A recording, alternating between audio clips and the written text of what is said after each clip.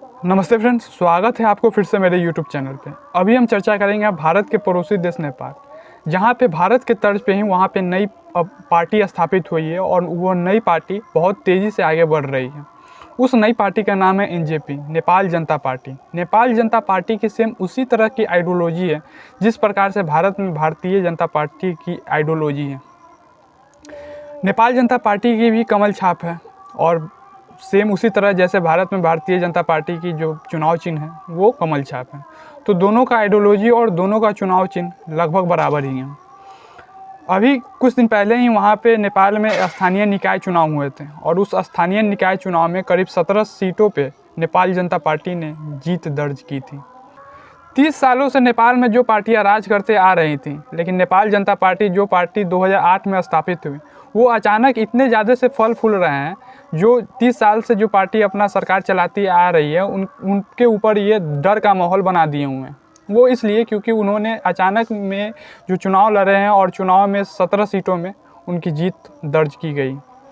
तो देखिए वहाँ के जितने भी हिंदू लोग हैं वो काफ़ी ज़्यादा नेपाल जनता पार्टी को सपोर्ट कर रहे हैं। वो क्यों? उसका कारण है क्योंकि लगातार वहाँ की हिंदू आबादी में गिरावट हो रही है। इस कारण से नेपाल में जो है नेपाल जनता पार्टी को बढ़ चढ़कर सपोर्ट कर रहे हैं वहाँ के हिंदू के लोग। तो 2021 में वहाँ पे जनगणना हुई थी। तो जनगणना के हिसाब से वहाँ पे हिंदू की जो आबादी है 81% है, जो सबसे ज़्यादा वहाँ पे हिंदू आबादी बनाती है। दूसरे स्थान पे जो है वो बौद्ध धर्म है और बौद्ध धर्म का जो है 8% वहाँ पे जनसंख्या है, जो दूसरे नंबर पे आती है। और तीसरे नंबर पे जो आबादी है वो है इस्लाम करीब 5.5% वहाँ पे जनसंख्या है उनकी।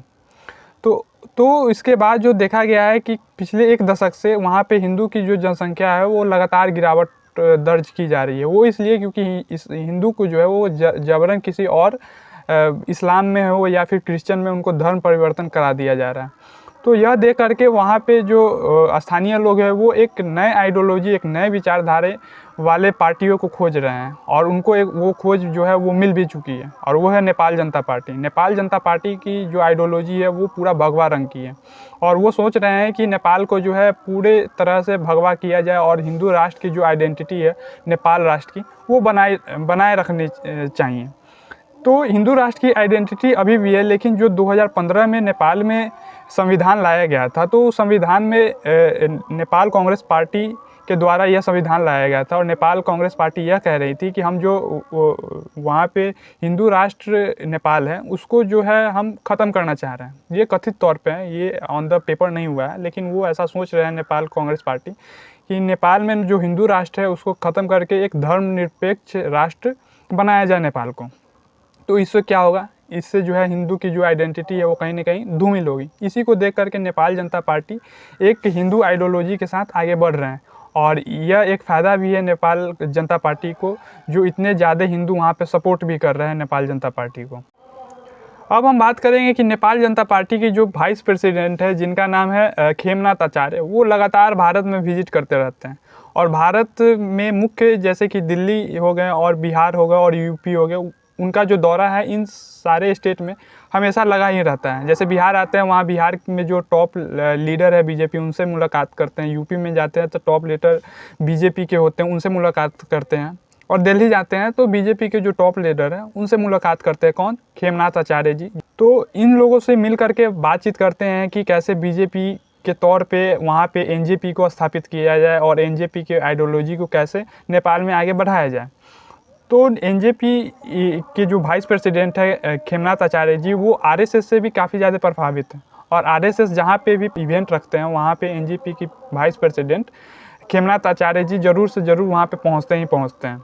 तो ऐसा माना जा रहा है कि RSS की जो आइडियोलॉजी है और BJP की जो आइडियोलॉजी है वो आइडियोलॉजी को नेपाल में स्थापित करना चाह रहे हैं NJP, नेपाल जनता पार्टी। तो देखिए अब अगले साल जो चुनाव है वहाँ पे करीब 275 सीट टोटल सीट होती है वहाँ पे और अकेले NJP जो है वो 200 से अधिक सीटों पे लड़ना चाह रही हैं। तो ऐसा माना जा रहा है कि NJP जो इतना बढ़ चढ़ के आगे बढ़ रही है, फल फूल रहे हैं, तो ऐसा माना जा रहा है कि इस साल मीन्स कि अगले टर्म में नहीं लेकिन अगले टर्म में ज़रूर वहाँ पे NJP की सरकार बन सकती है। तो ये आपको वीडियो कैसा लगा? NJP के बारे में हम जो बताने का कोशिश किए वो कैसा लगा आपको? ये आप कमेंट करके रिप्लाई देने का कोशिश ज़रूर करेंगे। धन्यवाद।